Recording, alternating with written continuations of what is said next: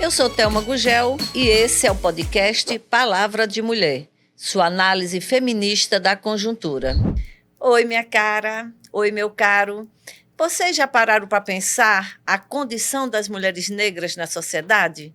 Já viram o espaço que elas ocupam na sociedade e quanto sofrimento acompanha essa existência? Para falar um pouco sobre isso, no nosso programa de hoje, nós vamos receber Janaíque Almeida, professora da UFRN, do Departamento de Serviço Social, uma amiga que conquistou meu coração há anos, uma pessoa super simpática, dona de um sorriso largo, apaixonante, mãe de 2 crianças lindíssimas e que reservou um tempinho aí do seu dia hoje para conversar com a gente. E eu sei também que Janaíque, além de feminista, pesquisadora, militante, também adora uma leitura.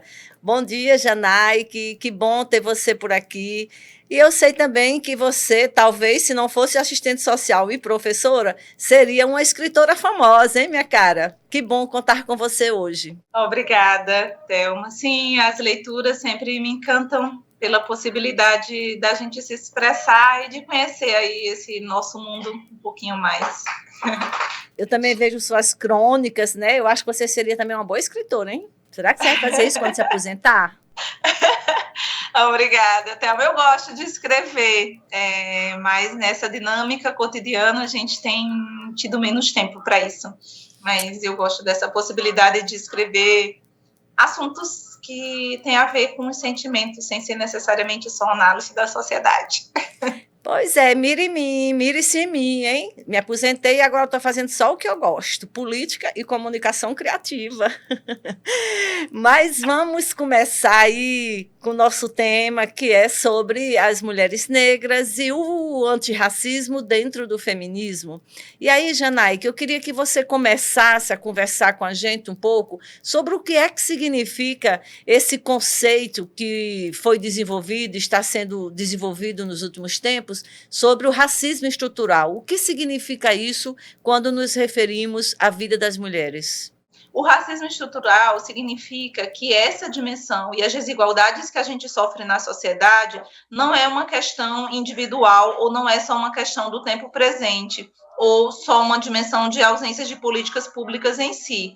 Quando a gente diz que o racismo é estrutural, significa que esse processo de racismo é parte das relações sociais que formou a nossa sociedade brasileira. E isso tem repercussões ao longo da vida de nós, mulheres negras, da população negra. Então, entender isso é fundamental para a gente entender também quais são as lutas que a gente tem que enfrentar e que estratégias a gente tem que enfrentar para além de um enfrentamento individual ou pessoal frente a algumas ações a respeito disso. Isso é também um considero bem importante, Janaíque, porque as mulheres negras representam 59% das vítimas de violência doméstica.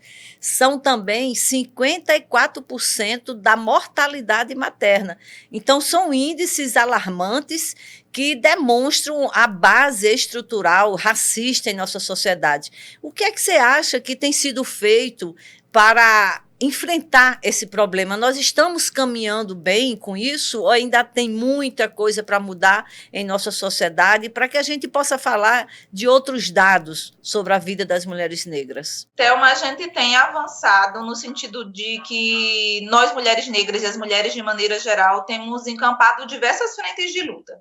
Tanto as lutas de rua, no sentido de denúncia sobre essas situações, inclusive uma luta institucional para que até esses dados apareçam, porque antes, quando não se colocava o quesito raça, seja nos questionários de saúde, de mortalidade, a gente não conseguia ter esse dado. Nós sabíamos disso pela nossa realidade, mas a gente não tinha esse dado.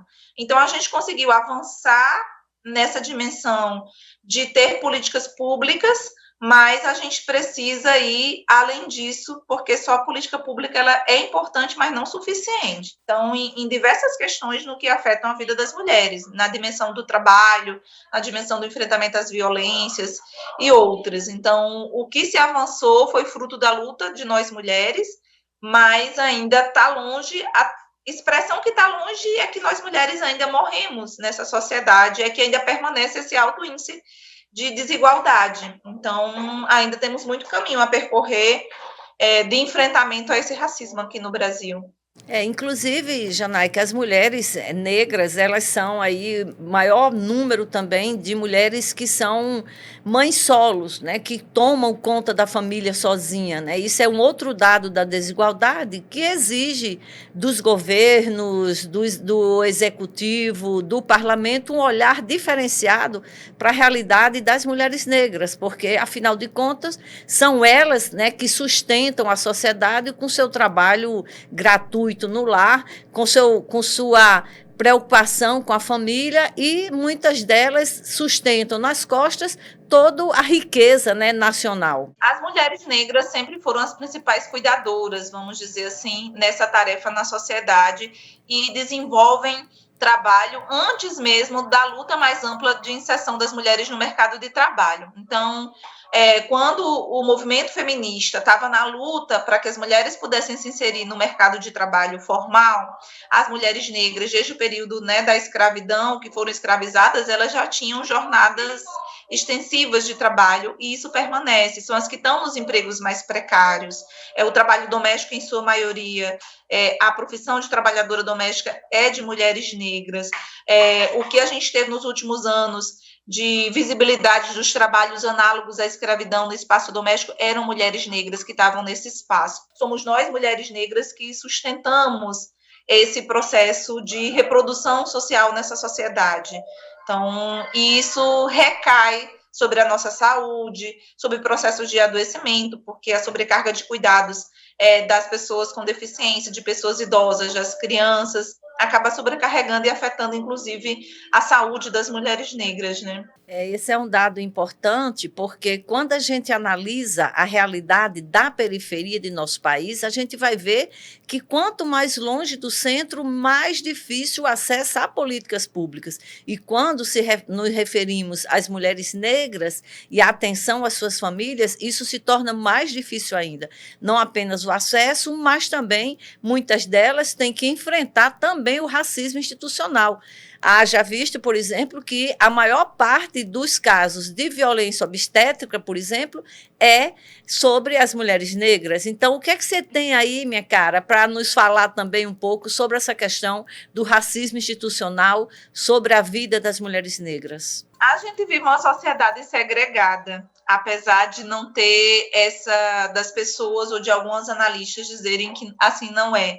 Mas a gente tem qual é o espaço da periferia, qual é o espaço onde esses serviços, mesmo os serviços públicos, funcionam com melhor qualidade do que em determinados espaços. Então, de escolas longe do bairro, de unidades de saúde, de delegacias de mulheres e tudo distante da realidade das mulheres. Quando a gente diz que existe isso do racismo institucional, é que essas instituições elas não são neutras, nem estão isentas de reprodução dessas relações sociais que ancoram a nossa sociedade. Então, seja universidades, seja nas unidades básicas de saúde, seja em hospitais ou nesse atendimento, esse racismo ele é muito presente. No que se refere à questão da mortalidade e da violência obstétrica, a gente tem, desde o período da escravidão, isso de que as mulheres aguentam dores mais tempo, de que as mulheres negras, né, conseguem ser mais fortes. Isso faz com que o atendimento dela seja mais demorado, se você tem que escolher entre 2 atendimentos. Então, você tem uma negligência maior de atendimento e uma demora maior de atendimento que chega muitas vezes a ocasionar o óbito dessas mulheres. É isso que a gente chama de racismo institucional também. E é interessante também, Janai, que você falando, eu estava aqui me lembrando da dificuldade também, em função de todo esse preconceito, essa discriminação, essas dificuldades de vida das pessoas negras. As pessoas também não querem se identificar com isso, não querem se identificar como pessoa negra, né? E, inclusive, um dia desse eu estava falando com minha mãe, porque meu pai era negro, eu me considero uma pessoa negra, e eu disse, mãe, por que no meu registro não tem que eu sou negra? E ela falou, naquela época não existia isso, quando você nasceu não existia essa observação, só era considerado negro quem era negro retinto, né? Então, isso acho que é importante para a gente compreender, inclusive, da dificuldade mesmo da consciência da cor, da consciência da raça e, principalmente, da consciência da necessidade do antirracismo como uma luta feminista.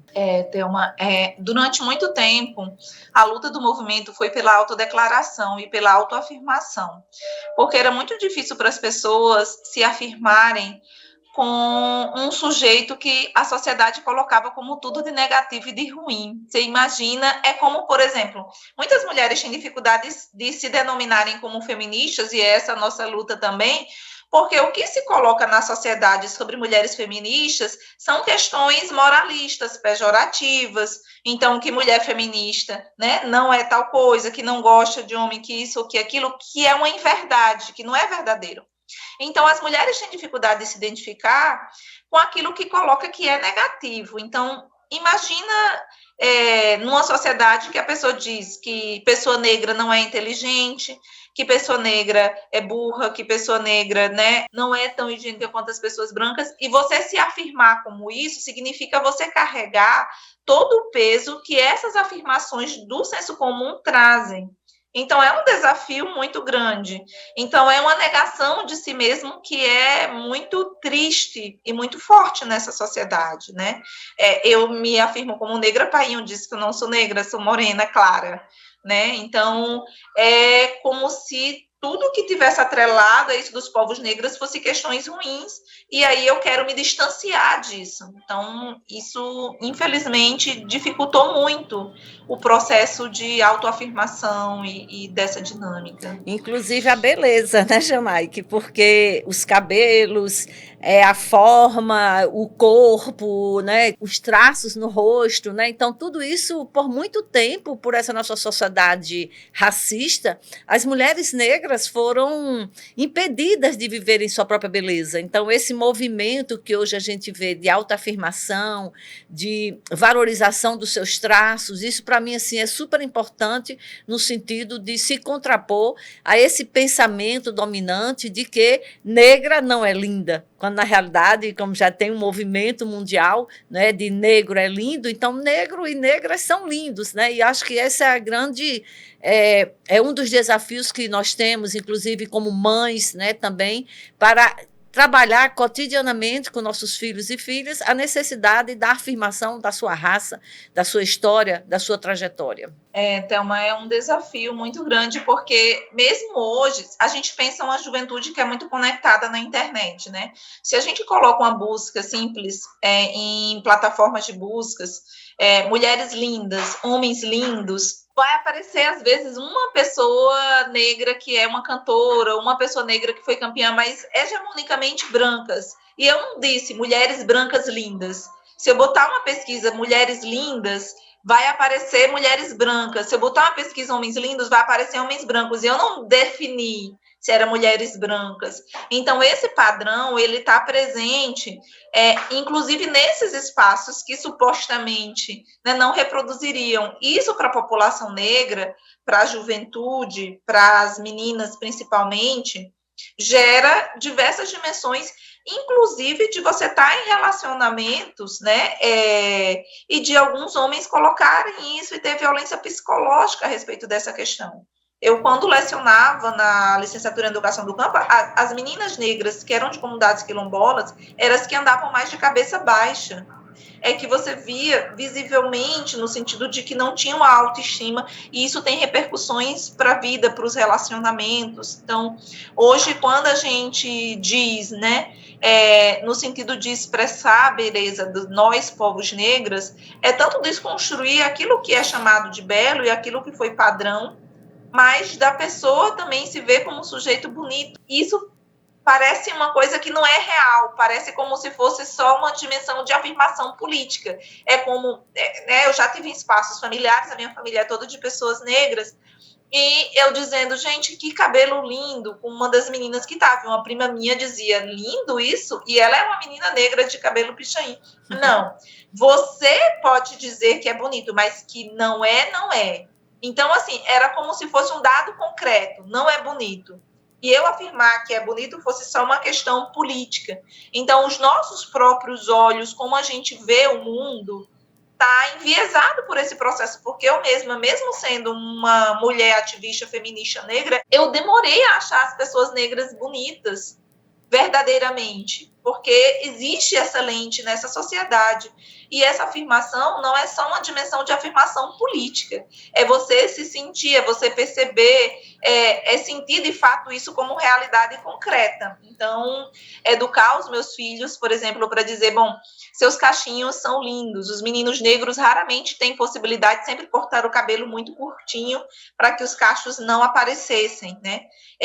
Então, dizer, seu cabelo é ruim. Eu escuto isso na minha própria família também, ou já escutei em relação, né, a primos ou outros familiares. Então, assim, a gente fez várias campanhas a respeito disso, como parte do movimento feminista, do movimento antirracista, e a gente precisa ver o quanto que isso afeta diretamente a saúde das pessoas, mas como que essa sociedade, esse padrão que estabelece, é um padrão que não é real, que é um padrão fora da nossa realidade, mas que a gente incorporou e é um desafio grande de superar ele. Eu lembro, Janai, que quando eu era criança, minha mãe prendia meu cabelo para acabar os pichões, tão preso assim que eu não podia nem rir. Para eu rir, eu tinha que soltar um pouquinho meus cabelos para poder dar o meu sorriso, né? Porque ela queria que meu cabelo fosse liso, quando meu cabelo já era cacheado, né? Porque eu tenho raiz negra. Então, isso é algo assim importante para a gente estar chamando a atenção sempre na sociedade, da necessidade de se valorizar essa beleza, se valorizar essa existência, porque é uma existência de muita resistência, de muita luta, né? Basta lembrar o que foi, por exemplo, a presença de Dandara, né, no Quilombo dos Palmares, que chefiou o quilombo junto com Zumbi, o que foi a vida e a luta de Teresa de Benguela, que também no Mato Grosso foi uma liderança, né, quilombola importante na luta contra a escravidão no Brasil. Então, essas mulheres já eram feministas, mesmo sem ser nominadas? Thelma, a gente tem um diálogo muito grande sobre isso, né? Apesar de não serem, porque o nome feminismo e o próprio movimento feminista, ele é da chamada sociedade contemporânea, dos novos movimentos sociais. Então, inclusive, o movimento de mulheres camponesas, principalmente, mas outras traz, é que a luta das mulheres ela é anterior à própria denominação do feminismo. Seria se a gente fosse colocar a história do feminismo como a história da luta das mulheres, sim, essas mulheres se encaixariam dentro dessa denominação, apesar de não ser, né? Então, assim, a luta das mulheres, ela é muito antes do movimento. Então, a resistência das mulheres negras, ela é anterior, ela é desde os próprios navios negreiros. A gente tem diversas autoras que dialogam sobre a fuga das mulheres, sobre as resistências, sobre as rebeldias, nesse sentido de ser protagonista nesse processo de resistência. E nós sempre resistimos. Isso é uma dimensão importantíssima da gente dizer, que não somos povos pacíficos, ordeiros, que acatamos, né, o processo de exploração e nossa dominação sem resistir. Nós sempre resistimos e até hoje resistimos de diversas formas. A Angela Davis traz um pouco disso quando diz assim, que nem sempre as resistências elas são em formato de luta coletiva. Você tem processos, como tinha no caso dos povos negros, das mulheres negras, seja de envenenamento, seja de destruição de determinadas questões, seja de outros processos, como também um enfrentamento de acordo com o que estava ao alcance dela. Então, assim, hoje a gente precisa fortalecer a luta do feminismo e entender que o feminismo é a luta das mulheres e a luta contra as formas de opressão, de exploração e desigualdades. Então, inclusive, muitas mulheres constroem isso sem ainda se autoafirmarem como feministas, porque, como eu já falei, né, o feminismo, as pessoas colocam uma ideia muito negativa. Então, se afirmar como feminista é carregar também isso que falam. E para algumas mulheres é mais difícil, principalmente as mulheres das áreas rurais. Foi bem interessante você lembrar de Angela Davis, porque, inclusive, ela mesma também já falou de que as mulheres negras, quando se movimentam as estruturas da sociedade, né? Então, eu queria que você comentasse um pouco sobre isso, situando aí O que é que está movimentando as mulheres negras? Quais são suas pautas hoje em nosso país? Thelma, a nossa luta, primeiro assim, que nós mulheres sempre lutamos por nós, pelas outras e pelos outros, por nossos filhos, por nossos companheiros, por nossas mães. Então, assim, a luta das mulheres das mulheres negras atravessa diversos campos. Um grande enfrentamento que está é contra o extermínio da juventude negra, porque são os filhos de nós mulheres negras que morrem assassinados e são nós mulheres negras que ficamos sem os filhos. Então, isso é uma realidade muito dura. Então, para além disso, há uma luta, né, pelo que muitas mulheres, ou a própria Marcha das Mulheres Negras aqui no Brasil, traz nessa dimensão do bem viver, sobre o que é o reconhecimento também dos saberes das mulheres negras, a dimensão do trabalho e da saúde tem sido uma luta, né? São as mulheres que estão na luta por creches, são as mulheres negras que ficam nas filas por creche para os seus filhos, são as mulheres negras que ficam nas filas para hospitais. Então, a luta das mulheres negras são lutas por condições objetivas de vida, não só da gente, mas sempre teve esse caráter, como é o caráter da luta histórica do feminismo e das mulheres negras, da luta pela sociedade de maneira geral, no sentido de saúde, de trabalho, para nós e para os nossos. Para nós e por nossos filhos. Por isso que no movimento a gente tem uma consigna que é por mim, por nós, pelas outras. Então, é sempre uma luta coletiva, mas no âmbito das mulheres negras, muito contra o extermínio da juventude negra e muito de valorização das nossas culturas, dos nossos saberes, das nossas raízes, pensando aí a diversidade, inclusive pela própria afirmação religiosa. A gente teve no Brasil, nos últimos anos, assassinatos de mães de santo, destruição de terreiros, enfim. É uma luta por existência, por isso que diz também pelo bem viver, é por existência e resistência do nosso saber, da nossa cultura também, para que a gente possa passar isso para os nossos filhos, para as próximas gerações, é isso.